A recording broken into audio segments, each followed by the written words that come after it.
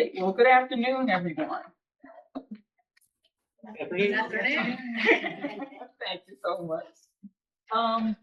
This is about starting a fall garden, and Debbie asked me about coming up with a workshop for the fall. I couldn't think of anything, and then I thought maybe a fall garden, and that's because one of the other projects I have is I'm a coordinator for a community garden at our church. Big, beautiful garden behind our church. But this year, in the spring, I had the ground tilled, and it was beautiful. I put nutrients in it. It was gorgeous. We planted all of our vegetables. And then two things happened. One, we had a fence that wasn't very strong, and our little friendly animals came in and ate up all my seeds that we had planted. So a lot of things didn't grow. And then number two, our church, it's having construction on the church. We had an addition built onto it. They turned off the water in the spring and left it off the whole summer. I just threw up my hands, took what we could, put them in grow bags, gave them to people, take home, grow it in your yard or whatever. And I just kind of threw my hands in as I'm done. I said, we'll do a fall garden instead. And so, okay, Debbie, I wanted to learn more about fall garden too, what to plant, everything. And I said, well, we'll do this workshop about that. We're not doing a fall garden because the water is still off at the garden. So it's just a wash this year. And I'm going to put some cover crop down and just get ready for the spring. But has anybody had a fall garden before? No. So why is fall a good time to start a garden? How many of you do have a garden now? Had one in the spring, grew all summer, right? So you're not tired of it yet? Yeah, I'm tired of it. That's why I don't have a fall garden. Because usually if you want a fall garden, you can extend your growing season. Yeah. Just because the summer is kind of over and your tomatoes have grown and your cucumbers have grown, it doesn't mean that that's the end. And to be honest with you, the days are getting warmer and warmer, longer and longer. So it's not a bad idea to start a fall garden. But we have cooler temperatures. That's a good thing. It's not as hot. When you're out there in the garden, it can be really hot. The soil is already warm. It's been baking all summer, so the soil is nice and warm. And it just extends your garden season. You might want to plant some things that you didn't plant in the spring, or you can plant things again, what you planted in the spring. You can plant them at the end of summer and plant them again, lettuces, radishes. We'll talk about that. Also, you get a head start. Planting in September gives you a head start on getting vegetables in that will have enough time to grow. We're going to talk about that. Timing is everything. You're planting in the fall. There's good news and bad news about that. Good news is you can plant things in September. This is late September now. I wish I had done this like last month. The bad news is some things you can plant as seeds in the ground now, and some you can't because you just don't have enough time before the first frost comes, and you're going to lose it. So we'll talk about the differences. Now, I've got 6 steps to start a fall garden. And to find your frost date, and we'll talk about how you find the frost date. You can use local resources. You can use online tools. You know about the Farmer's Almanac. You can look it up at the Farmer's Almanac. They have an online Farmer's Almanac that you can use. And then you count backward, from that frost date to see how much time you have. And of course, know that when you have seeds, if you plant seeds, all you gotta do is look at the directions, and it will tell you, how much time you have to do it. But we want to find a frost date, choose your vegetables, prepare your soil. This is just like any garden. Prepare your soil. You still have to go through all of those steps. Time your planting, plant and water, and then mulch and protect, just like you would do during the spring. Okay, find your frost date. You can check local resources. Like I said, here's the old Farmer's Almanac 2025. You can find that online. Email you can find it, or a website. You count backwards. Now, I looked for Dover, Delaware, and the first frost is typically around October 25th. It's coming up pretty soon. But we'll find out. We'll talk about these. There are some plants that love a first frost. It makes them even better. It tastes better. But freezing temperatures usually don't happen until around November 14th, typically. So, we'll see. We've had warm times, for longer days. So choose your vegetables. You really have to consider the maturity times for the vegetables that you want, and you have to choose plants with a sufficient number of days to maturity to ensure that they'll be ready to harvest before the first frost. Sometimes you have to start indoors if needed. Like right now, it's kind of late. If you're trying to put seeds and start them indoors, probably won't be ready to put in the ground before the frost comes. Like I said, if we've done this earlier, maybe you could start some seeds indoors. And some plants benefit from starting seeds indoors to get a head start and avoid that summer heat. And how many of you have started seeds indoors? Okay. It's a little work. Yes. That's one of the things I was really sad about our garden, community garden, because I had planted tons of tomato plants and I babysat those things and all those vegetables for like a month and a half or 2 months, how many weeks it takes. And then I was so happy to put them all in the ground and nothing happened. Choose your vegetable season. We're talking about cool season crops. Select vegetables that tolerate cold and may even improve in flavor after a light frost. We're talking about leafy greens like the kales, root vegetables like beets and radishes, or cruciferous like broccoli and Brussels sprouts. And some of the best quality vegetables are produced during the warm days and cool nights of the fall season. And that's because environmental conditions add sugar to vegetables.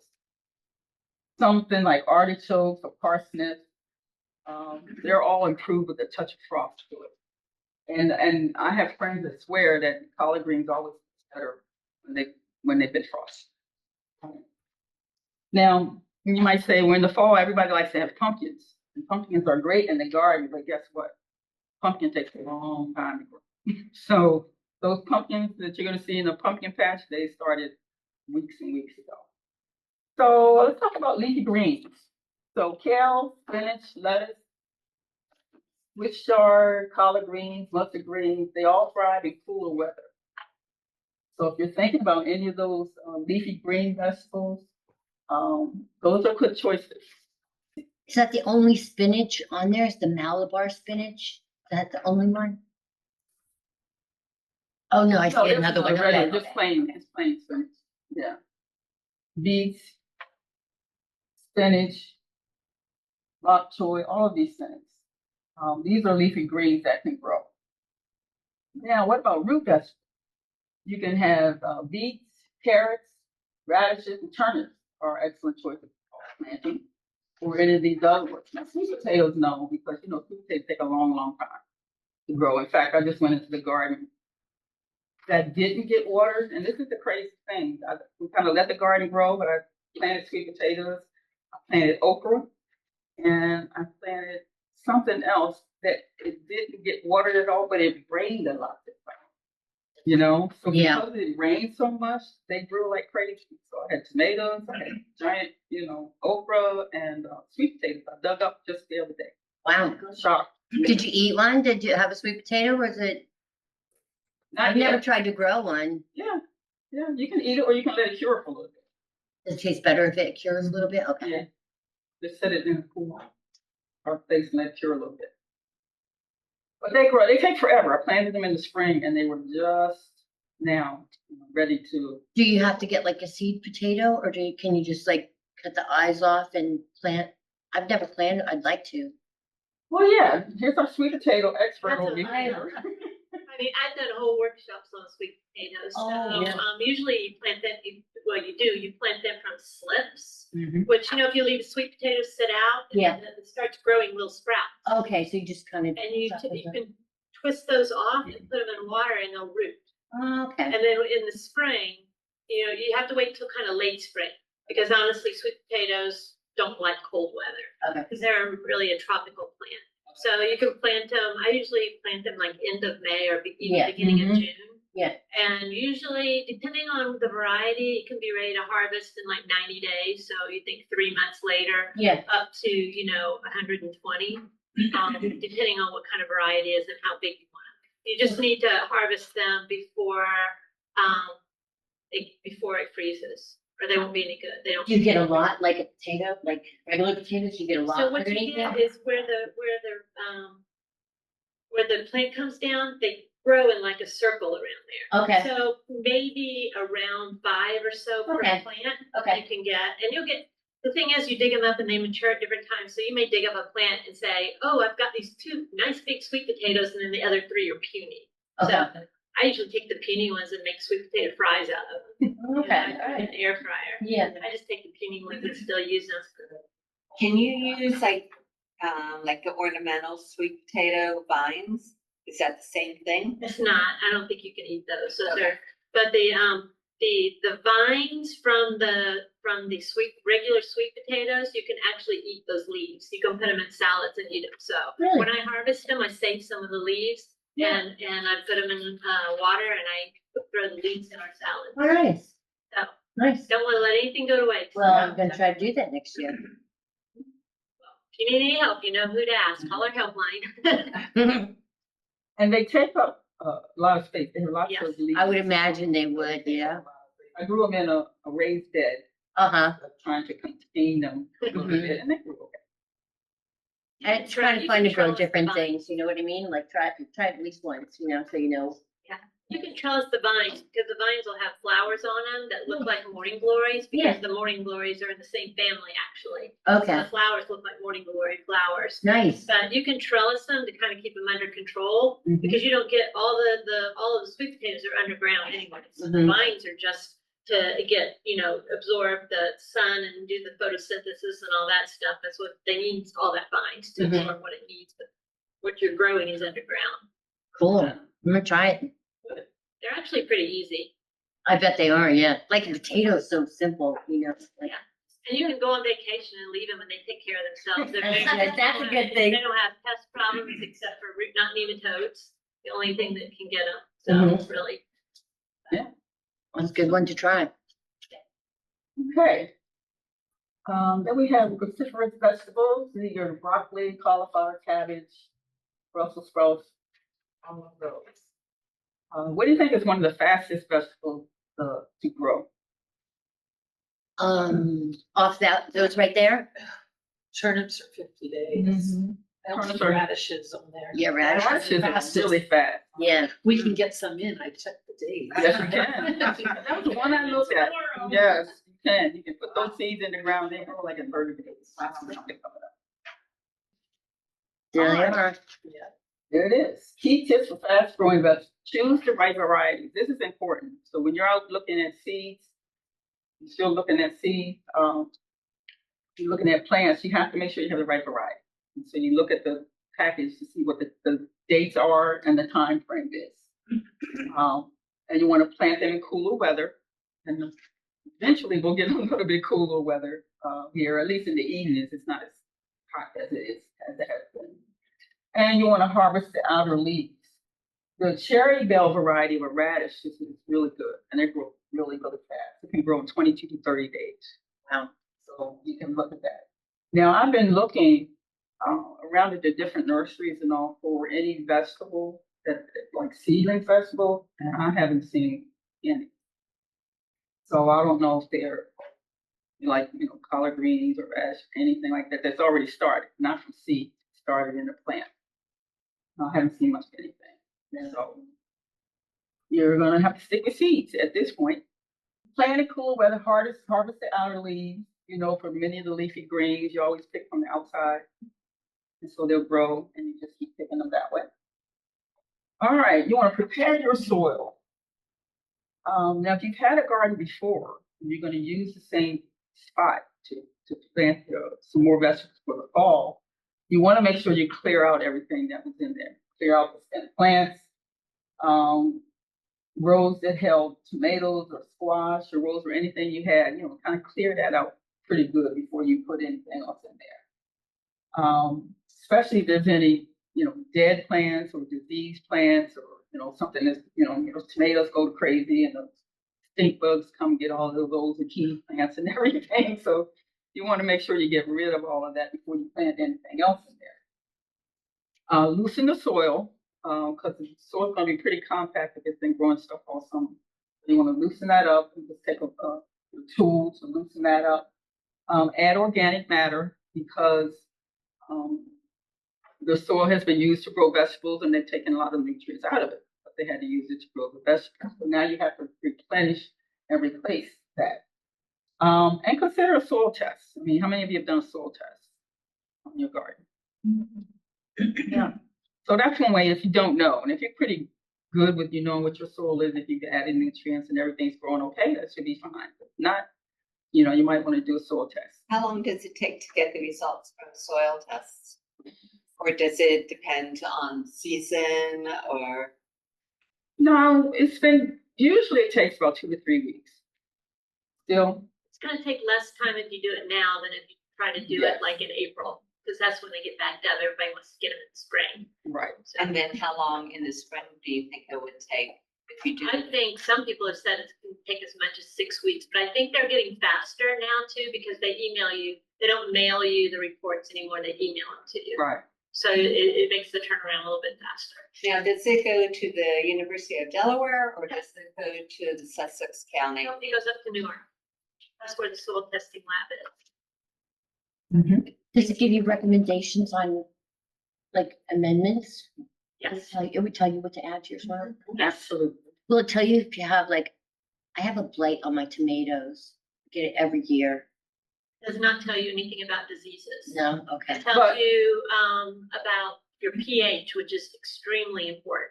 Okay. And it tells you like how much organic matter you already have in there. And in addition to that, it tells you about the main nutrients. It does not tell you about nitrogen, but it tells you about potassium, and phosphorus, and calcium, and magnesium, which are very important. And if those are low, then they'll recommend that you add, and they'll tell you how much to add. And Something I was going to say and I lost it. Sorry. Okay. Time you're planting. So we're already in late summer. So here we are. We're going to plant seeds or transplant during the summer if we were thinking that far ahead. So next year, if you're planning for a fall garden, think a little bit ahead. Think about what you want in the fall and start planting those seeds indoors so you can transplant them outside. Look at your frost date. Use your first frost date as a guide, but add extra time for a fall factor. And that's because plants grow more slowly in the cooler, shorter days. So the sun is not as strong. It's just the temperature is not as warm. So it's a little bit different. So you might have to add a few more days. We'll talk about succession planting too, so that, you can start, put some plant seeds in now and time when they're going to harvest and then plant some more 2 weeks later and then they'll harvest. This is especially good with lettuces and things like that. Okay, so time you're planting. Planting days for fall. I gave everybody a handout and this came straight out of the almanac. And you can see from that, we can pick out an example here. Let's look at radishes since they're so easy to grow. You can start seeds outdoors. It says September the 19th through October 3rd, 19th to the 20th. We'll kind of pass those. But the average days to maturity is 25. Yes. What does it mean based on moon dates or based on frost dates? Which one is more scientific, so to say? Well, I think it depends on a lot of farmers will use moon dates. It depends on what you're growing. If it's just different for different purposes. If you have a big farm and you're growing, you might want to look at the frost dates. If you're planning way ahead, you might want to look at the moon dates. So it depends. It depends on where you're going. But it gives you both dates, and they're usually close together. Looks like the frost dates are a little earlier than the moon date. And then the other last column will show you the frost tolerance. So you can see for radishes, they're frost tolerant. So if that first frost comes in early, that's okay. They'll survive it. Some of them are not frost. Some of them are frost hardy, frost tolerant. What's the difference between frost tolerant and frost hardy? Hardy means they can stand it, doesn't matter. Hardy and keep growing. Frost tolerant is they'll take it, but it won't be long after that. that you have to get it out of the ground. False hardy means they like it and they'll just keep going right on. There's also a chart for spring planting times. So the almanac has all that information if you look for spring planting times. Now it's time to plant and water. And so you have to plant at the right time. We already talked about that. You got to plant it at the right depth. You want to plant seeds slightly deeper than what you would do in the spring to help them germinate in that late summer warm soil. Okay, so just a little bit deeper than what you would do in the spring. Plant flowers too, because guess what? You still need pollinators, even in late in the fall. You can tuck a few pansies. Pansies grow now, when it's cooler. Next to the spinach, or let ornamental kale or something, go along with it. But just remember, you still have to have that. Water thoroughly. Water seeds and seedlings well to settle the soil and ensure proper germination. And then sometimes you can water less frequently because as plants grow, they develop deeper roots. And so you can water less, but water deeply. So you're going to water, make sure they water really, really well, but then you don't have to do it as often as you probably would do in the spring and the summer. It's really hot. Succession planting works in the fall, works in the spring. You kind of keep something going. You want to keep planting it. Same process works in the fall. Planting seeds on multiple dates throughout the season. And it's an easy way to avoid having your entire crop ready at one time. Everything's ready at one time, and then you don't have any. For example, lettuce is a great candidate.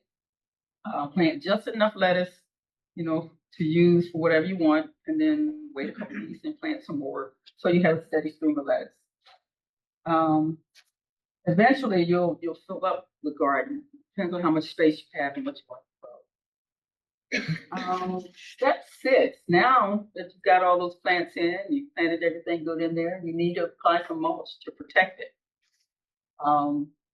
Pretty much like you do in the spring. You want to apply mulch. Spread a thin layer of mulch around the base of your plants to help retain moisture, suppress weeds, because guess what? Weeds still grow in the fall. So you don't want weeds coming up in your soil, and you want to maintain that moderate soil temperature. So mulching helps with that. Sometimes you can use row covers. And does everybody ever use row covers? It's just a cloth.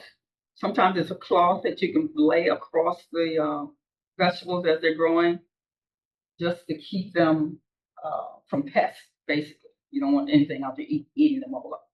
So you can use a row cover. Mulch the roots. As the temperatures drop, add a thick layer of mulch around the roots. You want to protect the roots and make sure that they're growing in a warm soil. And if you're doing containers, how many people use container gardens?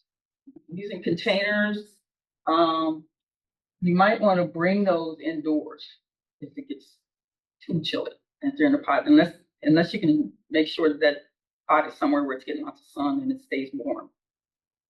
Otherwise, you might want to bring that inside. All right, so that's all the good stuff. There are some problems that come up with fall gardens. And of course, pests, sometimes they still are an issue. Slugs and snails, you see those kinds of things around in the garden. They lay eggs in the fall. And this is the issue that hatch in a few weeks. And that affects your fall crops even more, because that's when all the eggs come out. Aphids, the populations go crazy in the late summer and fall, and they cause damage, by sucking on the plant fluids and excreting honeydew, which can lead to mold. You don't want that sooty mold. I don't know if you had any problems with your vegetables. Can you put that information on the brown color to kill the slugs and aphids? Yeah. Yeah, you can. Squash bugs, yeah. Before you put the mulch, you put the diatomaceous earth first, and then you put the mulch on top, right? You can, yes. Or do you do it the other way? Well, Diatomaceous earth. if you're trying to prevent the bugs from coming, You can put it on the soil and then mulch. But if you see bugs, you know, after you've planted and everything, then you want to put it around on the top. I did a particularly bad time with squash bugs. I didn't realize till my squash plants were able to produce that more. What is the best thing? I know they said like soapy water, you know, using, I can't remember what the name was, Castile soap or something. They said water it down. Do you have something other than that that works really effectively? Or Squash bugs. So They were all over. neem, Yeah, this neem year, oil? yeah. Try neem oil. Neem oil? Okay, yeah, I think I used some. Or there's insecticidal soaps that you can get. What I did when I grew squash, is I basically, it's not practical if you have a lot of it, but if you just have a small section of it, I go out every day and look at the bottom of the leaves and look for those eggs. And you can actually take some tape and wrap it around your hand and take the sticky part and pull the eggs right off. And then you stopped it, you know, before it starts. That's a good color are idea. the eggs? What color are the eggs? Kind of goldish color. They're like in little bunches. Mm-hmm. And they're like little specks and they look kind of golden colored, I think. Hmm. Would you describe them as goldish colored? Mm-hmm. They are gold and they multiply really, really fast. And when they first hatch, they're white. They're little white bugs. They're hard to recognize that they're squash bugs. Mm-hmm. Yeah, there's really a lot of them this year. Yes. But I think a lot of because of the rain. Yeah, the rain was ridiculous this year. Like, my yard looks so nice, but it's all weeds, ground cover weeds. Right.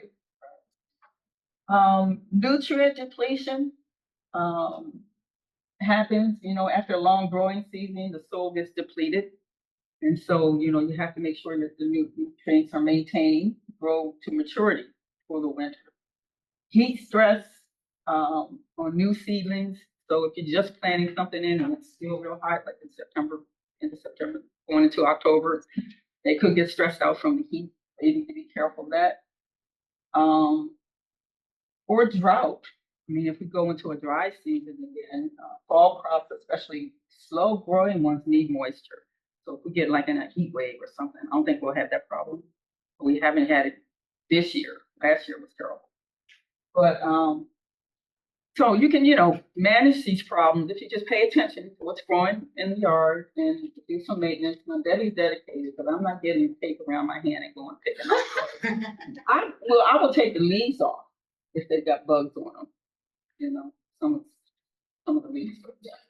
And the last one was improper timing of plants.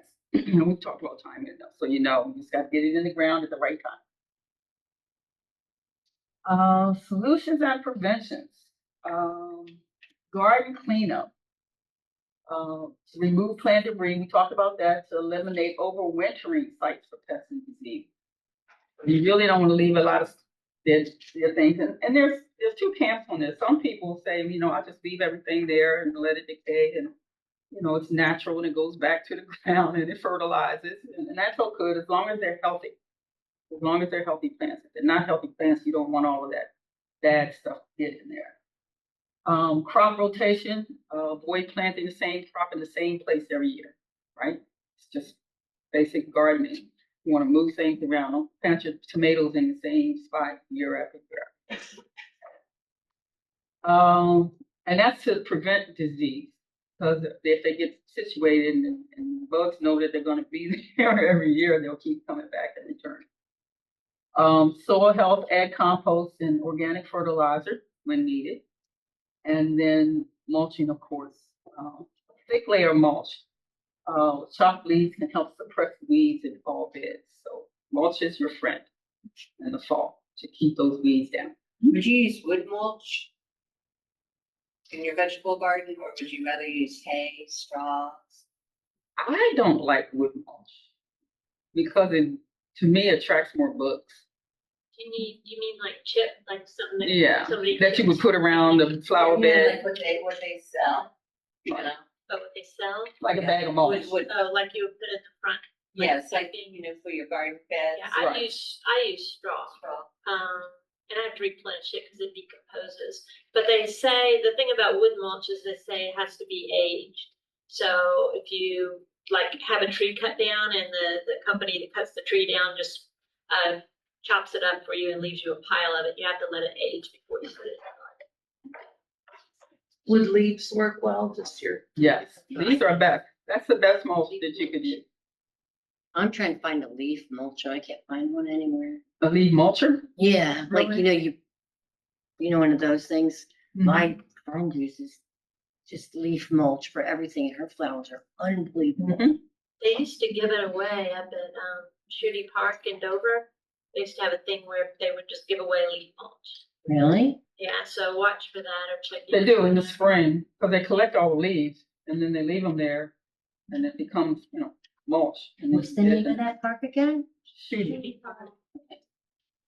And that's right by, Correct. Grant. Mhm. Okay. The downtown. Okay. Other solutions and preventions, watering. Install soaker hoses to make sure the water is consistently keeps your plants moist. Especially for slow germinating seeds. Does anybody use soaker hoses? Just water it, just water with the garden hose, sprinkler. Yeah. Yeah, that's what we've been doing in our community garden because we haven't got an irrigation system in there yet. So we just set that sprinkler in the middle and it would sprinkle. It's not the best way to water because you really should water from the roots down, not on top of the leaves and everything. Because that's when disease. Yeah, yeah. That's when you get all those black spots and bugs and everything else. Especially if you water it when it's really, really hot outside and you water it, at least you burn from the hot water. Weed control, remove weeds before they go to seed to prevent further infestation. So you gotta still maintain those weeds, clean them up. And shading, use shade covers for newly seeded areas so they don't get too hot. And that they can retain the moisture that they need for early seed. Then you've done all that. You've grown your vegetables. You harvested them. Hopefully, you've been able to keep some things, share some things, give them away, and you want to put your fall vegetable garden to bed. So clear out the spent summer plants and any debris. Clear out the fall. Please amend the soil. Now's a good time. Maybe to add some fertilizer to it, before it goes into winter. Sow a cover crop, such as oats or winter rye. And that's something I have to learn to do because unfortunately, when we weren't working in the garden, and it wasn't getting any water, but it was raining, the weeds grew like crazy. So I had to hire some guys to go in there and chop all that stuff down, get it back down to the soil and plant a cover crop so that those weeds won't come back. And then we can, if you do a cover crop, then you can just kind of till that in the spring and then the garden ready to go. Cover any unused beds with a layer of mulch, cardboard, or black plastic to suppress weeds and protect the soil from winter conditions. It gets really, really cold outside. You just don't want the weeds popping up. That's all. Because it just makes too much work. Prepare your garden tools for winter. And, this is a given, but we like to, share this with everyone because it's important. After your garden season's over, you just kind of throw all that stuff in the corner. Forget about it until the next time you need it. You go get it, but you really should scrape off all the dirt. And this is so you can manage any pests or any disease that gets spread from tool to tool. Wash your tools with soap and water. That's all you need to do. Remove rust. Things are rusted with a wire brush, sandpaper. And to prevent rust, you can wipe the tools down with vegetable. Keep the rust from coming. And then finally, just store your tools in a dry location. You don't want them getting wet. That's how you get rusted over the winter. So find your frost date. Find out what you want to select your vegetables. Prepare your soil. Time your planting. Plant and water, and then mulch and protect. So if you've had a spring garden, you can just extend your season and go right into the fall. Any questions? Anybody on Zoom up there has any questions, you can just put them in the chat box for us. Thank you. Thank you very much. Thank you. All right. Thank you. We're done. Is there any questions? No, any questions? Megan? No. I have something not about the garden. Go ahead. You might know this one. I had gotten some, what is it? Not, I say hyacinth. Oh my gosh. Plant? Flowers, hibiscus. There you go. Okay. That's terrible. Hibiscus, flowers, and I understand they're not hardy, like the ones that grow in the, you know, in the, next to the road, they are, or they tropical. Now, do you know, like, they are beautiful and they are just flowers. What do I do? Because they're not gonna survive outside. What is your suggestion if you try to keep them alive through the season? Do you have some? Are they, can I ask Go a ahead. question? Are they the small ones that are kind of braided together? It's about a pot like that and the flowers like probably. Yeah, I mean, you can bring them inside or inside your garage and see if maybe they'll stay, but there are hardy varieties of. Yeah, they hibiscus. did say that there's hardest, but this one wasn't. Yeah. It's like, okay. And then there was mandevilla. Yeah, the same thing. I mean, you can bring it into your garage and just try to make a little microclimate in there for them. Yeah. Thanks, because I was like, oh, they're so pretty. I've never seen Isn't them. there a cloth too that you could buy when we were at the,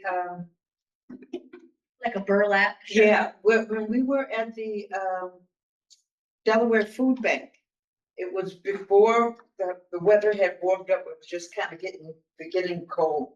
And they had these like nylon, Cover. covers, and they basically, you know, they had seedlings and things growing, little things, but they basically pulled this nylon thing like straight over the top of these plants for the night, and then in the daytime, they rolled them back. Like So, they're called row covers. row covers, Right. but they have them that'll help you with the, freezing. So I think you could get it in like a bag form, and you just cover the plant Like at then night, put it in the and then morning, pull it out. I actually bought roll covers, but they're long, as long as the street, Mm-hmm. and they have like a Hoop. metal hoop, Yeah, and it goes on top of it, and then you put the color on top of that. It won't break it. But I would recommend, I mean, potting them up and trying to bring them in the house. I Well, think- they're in pots. They're- Oh, then yes, if you can, bring them in. Thank you, because I was like. Cheryl, Yes. there are a couple of questions in the chat box. I was just about ready to ask those, so thanks. Mm-hmm. So in the chat box, the questions, what kind of mulch do you recommend for the winter? It's the same mulch, hay, much straw.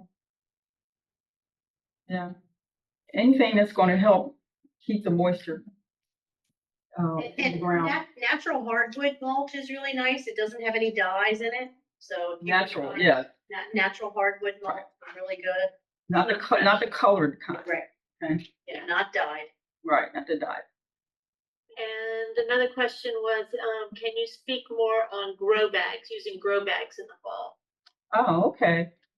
Yeah, we should bring up a picture of it, but grow bags, it's like, how many gallons? About 10 gallons? 5 gallons, 10 5 gallons. gallon, 10 gallon bag, and they come in different black or neutral color. I've got black grow bags, and basically you put the soil in the bag and you plant your vegetables in it. Because you know the plants really don't need a whole lot. They only need 12 inches of soil to grow. The roots don't go that deep. So I took my things out of the community garden and put them in the grow bags. I mean, I had to use a lot of soil, you know, to put in there and amend it. But I grew green beans. I was shocked. Tomatoes, green peppers, and a couple of what are the purple Eggplants. eggplants? Yeah, Do you keep them inside or outside, or do you bring them in the winter? Is that why they're in grow bags so you can? I put them in the grow bags because I didn't have anywhere to put them in our garden. So I had a space outside, and I just set them on the ground, on top of the ground. Right. I kind of cleared the space out because again, I didn't want weeds growing all around everything. So I cleared out all the weeds and everything. Just set the grow bag right on top of the ground, put the soil in it, and put the plant in. Okay. So are you able to grow the same vegetables? I have two things going. Wait, let me cut this down. Are you able to grow in the grow bags all of the vegetables that you would normally grow in the ground during the fall season?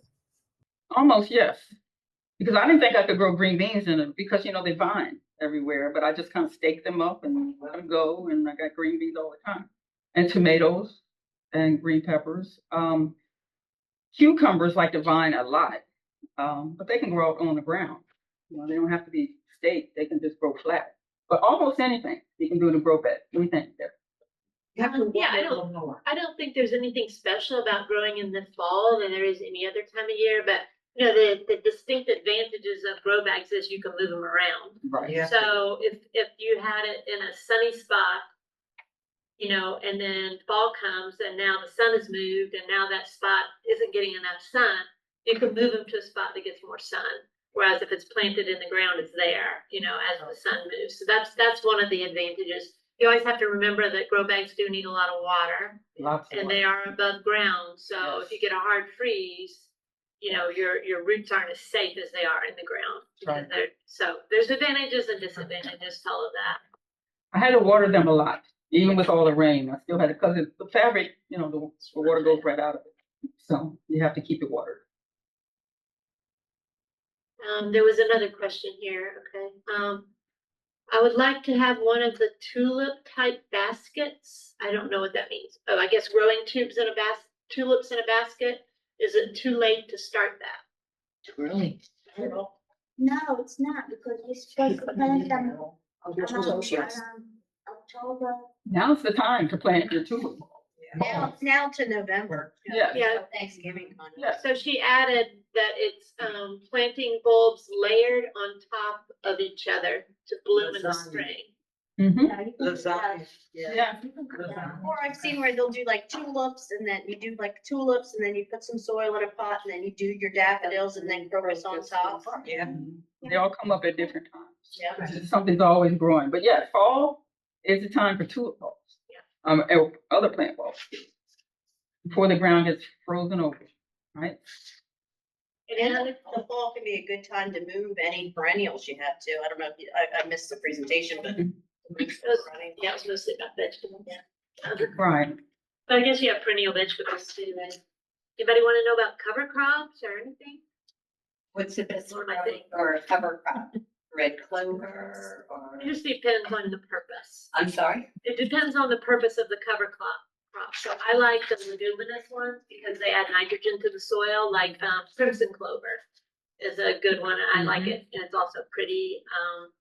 And they have different purposes, like what she was talking about, your rye and your oats. They are good for holding the soil in place and stopping erosion. That's their main purpose. If your soil is compacted, you can plant things like daikon radishes, actual special radishes that grow really big, and they have an advantage of they actually break up your soil if it's compacted. So you can do stuff over the winter when you're not growing stuff to actually improve your soil so it'll be better for the following year. Okay, how about like with raised beds? What's good cover crop for that? Any of that stuff. I mean, probably not the radishes, but I plant crimson clover, but I use a mix. So my mix has a little bit of everything in it. You can buy like mixed cover crops just for your. Where do you get that? I got it Walmart, online. I think it was. I mean, not that I'm recommending them because we don't recommend certain companies, but I bought mine at a place called TrueLeaf.com. Oh, so online. Yeah, online. I bought mine at Clark's. Yeah, I know Clark does sell. They don't sell mixes, I don't think. Do they sell No, mixes? but they sell all kinds of. Yeah, they sell cover crops there. They sell all kind of things too. Like if you want to grow clover in your lawn. No, I'm trying to get rid of it. I'll take it. So And you can buy by you the could buy that pound, there. buy as much as you need or a little bit, little. How do you get rid of strawberries, wild strawberries in your yard? You mean In the mock lawn. strawberries? Because there's mock strawberries and there's wild strawberries. Do they have yellow flowers or white flowers? Yellow. Those are mock strawberries. Those are a weed. Those are not edible, and they I just pull them. Yeah, that's what I did.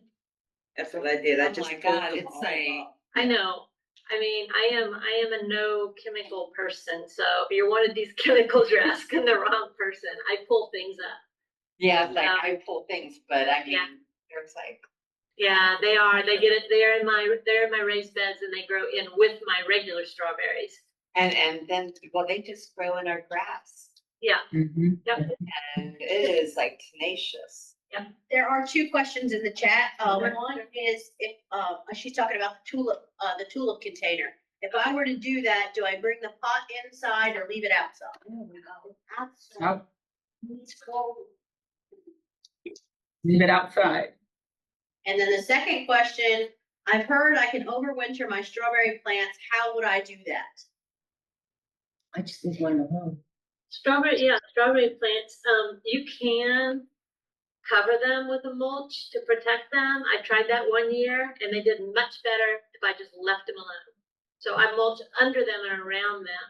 But strawberry plants are perennial. They'll last you 5-7 years before you need to replace them. You should take care of it. Fine. Define take care of them. They I renew let mine go, themselves, and they like, they probably go just- crazy. They kind of wear out and the new ones are there and they just keep replanting. Yeah, the they get the little runners. daughters. Yeah. That shoot I out. call them daughters too. Yeah. I know they'll be on. That's what they're called. Right. You know what I did? I moved all my strawberries to, because the frogs were eating them all the time and other bugs, like, and they wait till they're ripe and then they eat them, just like we would. And so I moved them all to like, flower boxes to put on the railing, like, what do you call those? Yeah, window boxes, right? Mhm. And containers up on the patio, and I don't have that problem anymore. Oh, good. And I just, as the old ones are wearing out, I just crunch up the leaves and use those for mulch. And they're great. I'm much happier with them in that than in the ground. You mulch them? Just with the the leaves that are drying, so they kind of renew themselves. So I just crunch those up. And I did put a little bit more mulch in because they kind of dry out more in the boxes. But man, I've had strawberries all summer, like handfuls every morning. Yeah, it's been nice. There's another question. Oh, sorry. Do you have any tips to keep squirrels out of the garden? They keep digging up my seedlings. They are something. That's right. I don't know. I've I had have that. our dog and he likes to chase squirrels. My Right, dog dog. caught one and brought it in the house. Oh, Live or dead? She played with it. You can use, there's wire you can use. I know that our community garden, we've got some squirrel problems and you can try to fence them out, or you can try, if you've got raised beds, to put like a, is it chicken wire? You can put chicken wire. I on had chicken top to wire kind of protect over my, I had a over your container. lettuces and stuff. They were digging my container. And They climb repellents. fences. There are repellents you can buy if you want to use chemical in your garden. Hot pepper, they don't like. I use hot pepper and I use peppermint tea. I just took the peppermint tea bags and threw them all over the yard, where my garden was. And they didn't come back. But if it's natural like that, if you put hot pepper out there and it rains, you gotta do it again, so you have to keep up with it. At least until your seedlings are, established enough so that they're not gonna be attacked. I'm kind of crazy, so I feed squirrels. So I feed squirrels peanuts. I have a peanut squirrel feeder, and it, honestly, it keeps them away from my other stuff. As long as I remember to refill it, and to refill it every day. It's kind of an expensive thing because peanuts aren't cheap. But then the squirrels plant the peanuts all over the place, so then I can get more peanuts because they planted it for me and they can grow. But it's been working for me. So everything's an experiment. I like to experiment. So I feed the squirrels, keep them away from the other stuff. So it's not for everybody. Not for me. Yeah, me neither. I'm trying to get rid of it. My husband has it's a cage, and it's a hard cage to have stuff. I have a heart. So he puts apples with peanut butter in there. And when he does trap them, he takes them down to food line by the nature center. But that we So they go on a field trip. yeah. I mean, occasionally we've got possums. Possums are good. They eat ticks. They keep the possums down because ticks are getting worse with temperatures getting warmer. Ticks are getting to be more and more of a problem. So I have a niece that lives in Maine actually, and she works for a wildlife rescue, and that's her thing is possums. So she's got like her whole basement, like little possum nursery. So she saves like baby possums and stuff. Yeah, it's cool. They're the only marsupial in North America. All right. Thank you very much. Thank you. Thanks, everybody. Make sure you get those little evaluation forms filled out. And Toby, do you want to collect the evaluations? I would love to collect. All right, this is our slide that we have to show about the Delaware Cooperative Extension is in compliance.